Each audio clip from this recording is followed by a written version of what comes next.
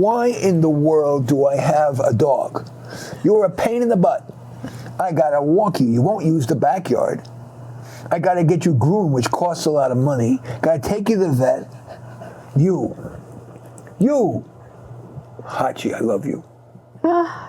Because he is a source of endless love. Getting a dog is the greatest thing in the whole world.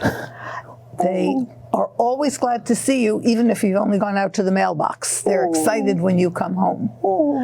They're with you so much time, and they are so entertaining and amusing. Other people love them too. You go out on the street with a dog and people stop and they talk to you, so you make lots of new friends. Because you're cute, you're not ugly. Their antics are priceless to watch.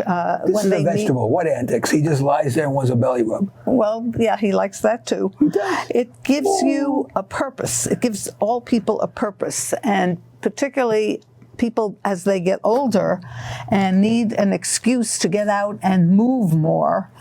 When you have a dog, you have to. You have to get out. You have to take them for a walk. And so it keeps you moving, which is critically important. And some people get depressed. A dog gives you a reason to be not depressed because you have someone to take care of. Okay, enough of the sales pitch, but it's so seductive because they are so adorable and they're so innocent and they, but it's a big responsibility. Yes. Having a dog is a baby who never, ever grows up. So you do need to realize it's a major commitment, and it kills me. Hachi was a stray. He was roaming the streets of San Jose for 5 months. He was matted. He was disgusting. It took a lot of work, surgery and all the rest of it. It's a major production.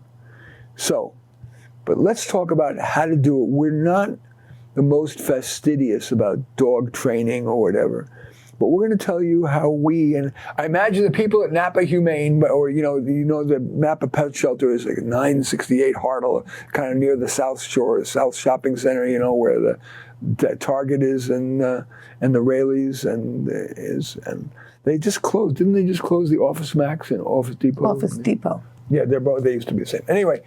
Bottom, you should don't use a breeder.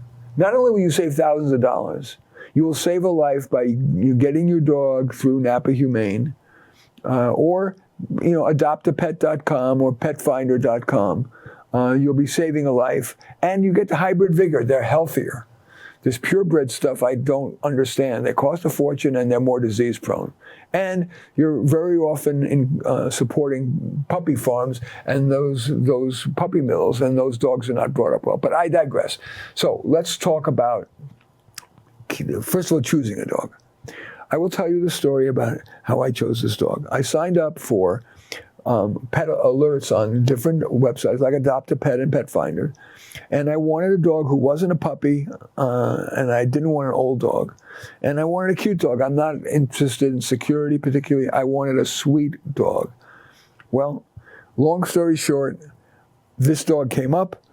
I come down to see the dog, and I was prepared with all my personality tests. That's fine.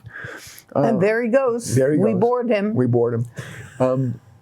And he was in his they had a dog bed, and he simply toddled off the bed when we opened the door. They attended to me. He toddled over, rested his head on my knee, and I said, I don't need to do any personality tests, and this is my Hachi. So picking a dog, if you do need to do a personality test, is, of course, baring teeth, growling, fear of you. You're going to be dealing with a major project. You don't want that. You want a dog who likes people, who will approach you, or at least when you approach them, will not shrink away. And of course, size of dog. Barb, what do you want to say? Well, I think one of the things that happens with dogs is that the kids want them. Yes. Every kid wants a dog. Right. And I'll walk him. That's what they all say. Right. Every kid ever has said, I will walk him, I will feed them. No kid ever has followed through. That's right. Our granddaughters begged and begged for years, and Dad didn't want the dog, Mom wanted the dog. During COVID, they adopted the dog because it was agreed that they were all home, they'd all have time, they could train the dog. You know who's doing all of it. Mom walks the dog. Occasionally, one of the girls will walk the dog, but with great umbrage at being asked to do this difficult chore. So if your kids are begging and they're telling you they're going to walk it, get the dog. Don't believe them for a minute. Recognize that you're going to be the person taking care of the dog. And if you can make peace with that, then you'll have a wonderful experience. I have to say two things about that. Number one, these are not bad kids nor bad parents. So that's a very typical situation. And still, the parents mainly walk the dog. That said, if I had kids, I would make it a teaching opportunity. You know, I wouldn't be that lax. I would say, you asked for the dog, you've got to keep your promises. You're going to walk through, and it would be non-negotiable. It would just be part of life, like going to the bathroom. You're going to take the dog to the bathroom. That's what I think. Oh, yeah. Okay. But I have a test. If I don't study for this test, I'm going to fail. I'm going to fail world history. I've heard all the arguments. You will walk the dog first. I don't have time. I can't. You want me to fail the test? Wrong. Okay, fine. I won't get into college. Fail the test. You won't get into college. This is BS. I have heard that. Those are I some of the wouldn't buy things that I've crap heard. for 1 nanosecond. Anyway, let's talk about the most important thing, which is housebreaking, training, so no peeing and pooping in the house. I am very proud of the way I do this. I recognize that I have to invest a week, a few days at least, in this process, or I will be having a stinky house. Or when I visit friends, they're going to have a stinky house, I'll be embarrassed. So here is what I do. This is the only aspect of dog care that I'm really thorough, other than walking him. I keep him in this, I don't use a crate. It feels like, you know, I hate those cages, and the dogs don't really like them either. And yeah, the experts say they get used to it. Nah, I don't do that. I'm sure that if we had the expert from Nappy Humane, they'd say, oh yes, crate craning is great. No, I don't do it. But what I do is I keep the dog in whatever room I am in, and I make my point of being at home for that first week basically all the time, or I take the dog with me. Every time I see them wake up, they sleep a lot in the beginning, or always, I'm monitoring. Even though my work suffers in the process, I get them out, and then we have one uniform pee place.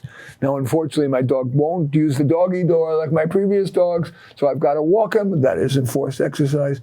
But I absolutely monitor assiduously. And the dog will probably have an accident or 3. I don't yell, because that just scares them. I use a firm no, and I immediately pick him up and take him to the spot. And then I'm there with treats, and I'm patient.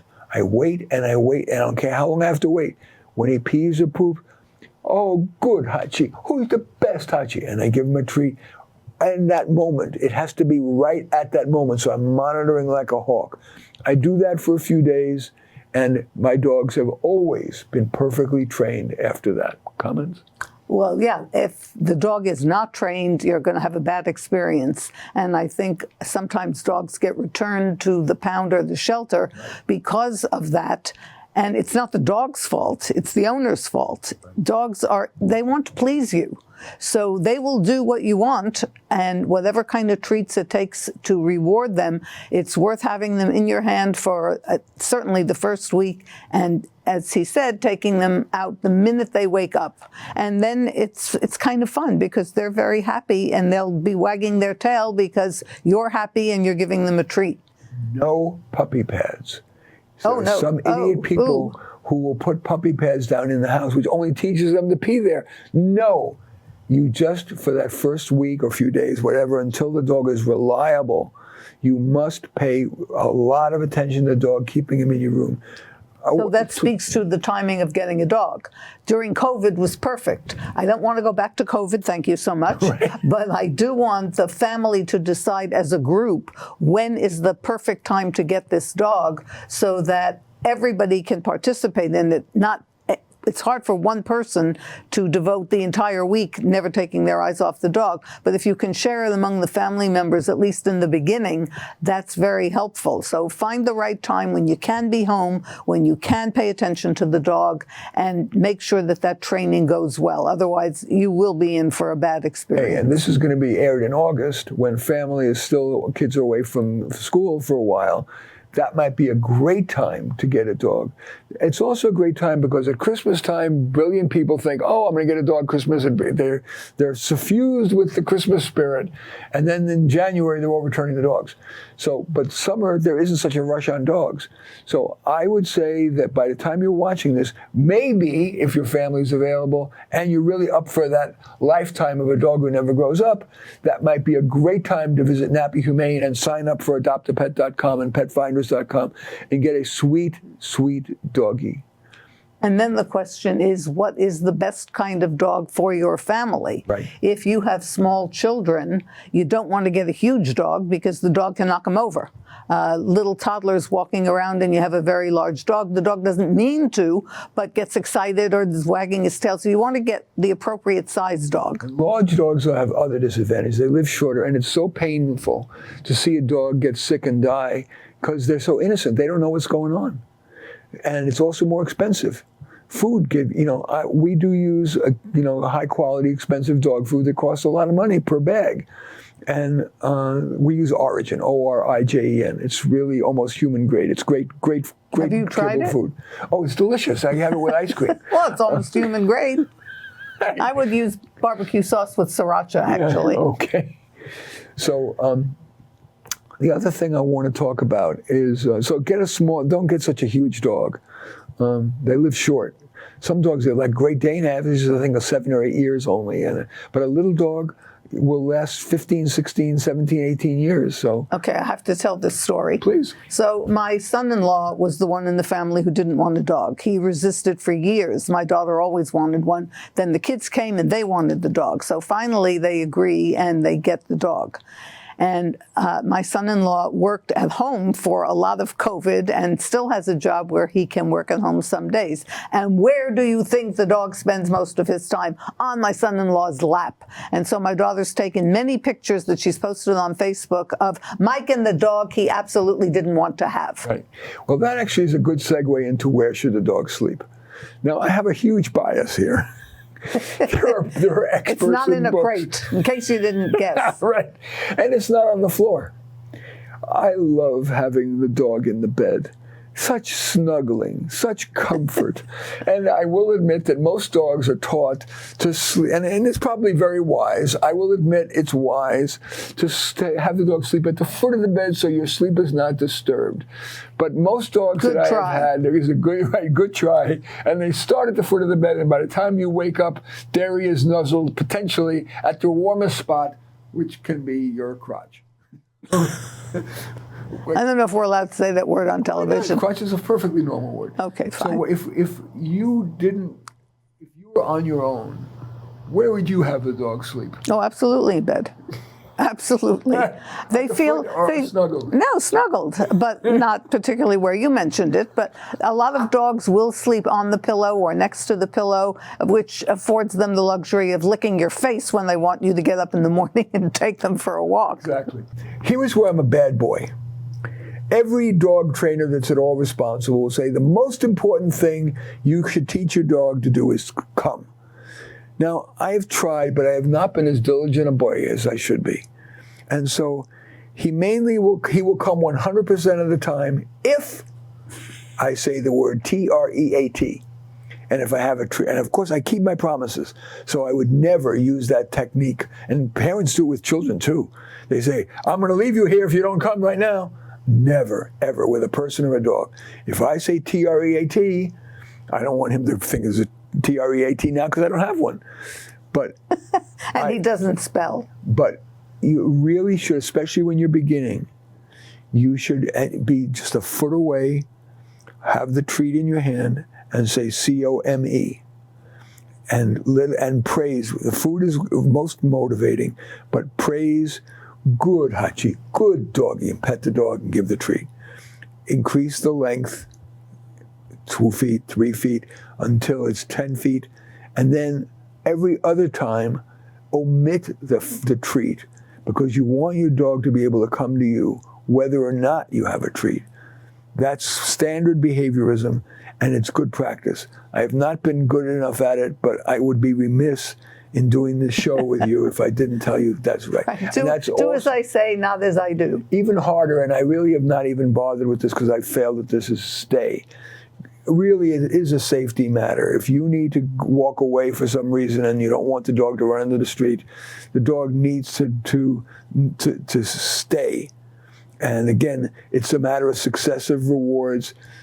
Stay is when you're 1 foot away, 2 feet away, 3 foot away, and the length of time increases.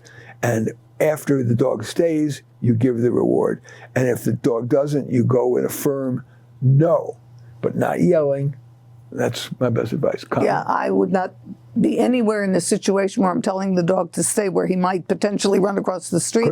I don't trust them very long. But most dogs even trained, I would not do that. Anyway, okay.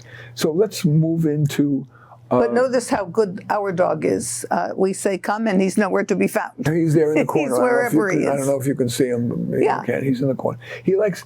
Every dog is different. They all have personalities. This dog is very sweet, but he really likes to be not on your lap. He's not a lap dog. He likes to be in the same room. So you have to acknowledge, as long as the dog is sweet, you don't get a watchdog, because they end up having too big a problem associated with being aggressive to children, other dogs, other people. Get a sweet dog. If you need security, do it some other way. Get a home security system or something. But you want a dog who's reliably sweet, period. Okay. I'm kind of glad that he's not a lap dog, given that he weighs 35 pounds. Is there anything else you want to say before we move into summary mode? Just get a dog. The rewards are more than you can imagine. I think every dog owner will tell you that. You can't even put into words the joy you feel. And I'm sure it increases serotonin. Is that what it increases? It increases something. Yeah, some good feeling hormones.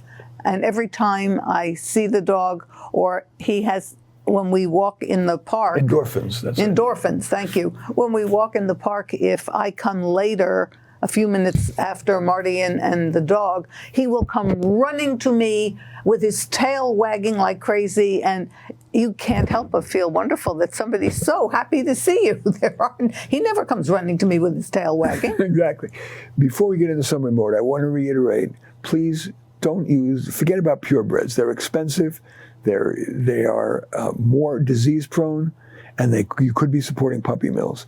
Get your dog from Nappy Humane or online at Adopt a Pet or petfinder.com. And now, why don't you start the summary? What do you want people to want them to remember? What I want you to remember is that A, dogs are wonderful. B, choose wisely. Think about what you're looking for and register online, because there are lots of alerts that you will get. And we tried several dogs before we got Hachi. We brought one home. We walked into the house and the dog just was barking ferociously. And we thought, there's no way that we can have a dog who is that upset and when anybody comes into the house. And chewed the sofa and chewed the electric toothbrush. And then the second dog we actually took with us. Very sweet little dog. But the other thing you have to do when you get the dog is immediately go to the vet and get the dog checked. Good. And the veterinarian said that this dog had a weak heart and really couldn't exercise. Well, Marty walks like a lunatic all the time for miles, and so that kind of a dog wouldn't at all fit into our life, and we had to bring the dog back, which was killer. I was so sad. That is really important. And there's an old saying about being a manager in business. You can't steer the bus until you have the right people and the right driver on the bus. It's true of the dog. Get a good dog. Spend that first week making sure that dog is house trained. Train the dog to come and to stay and be sweet and loving. Never hit a dog, ever, or a child. You can use a firm no and sweet positive reinforcement much more often with praise, pets, and treats. The same thing that makes for good parenting of a child makes for good parenting of a dog. And then the other thing is, the walking is a blessing for everybody. The dog gets to be on empty. I walk my dog 4 times a day so that he's never uncomfortable, and I get my exercise as I get older. My mother was right. Walking is the best exercise. And so with that, but one thing is fair to say, not everybody should have a dog, because many people's lives, all of our lives, Barbara and I are very busy people, and yet we find that it's worth it. But if your life is so complicated that you can't be the responsible dog owner like we try to demonstrate here, maybe this is not the time to get a dog. And maybe you don't even like dogs. Some people are cat people. Some people don't like animals at all. Trust your own intuition first. Last word, Barbara. And know if you're getting a dog, you're going to be the primary caregiver no matter what your kids have said. And with that, I say, get one.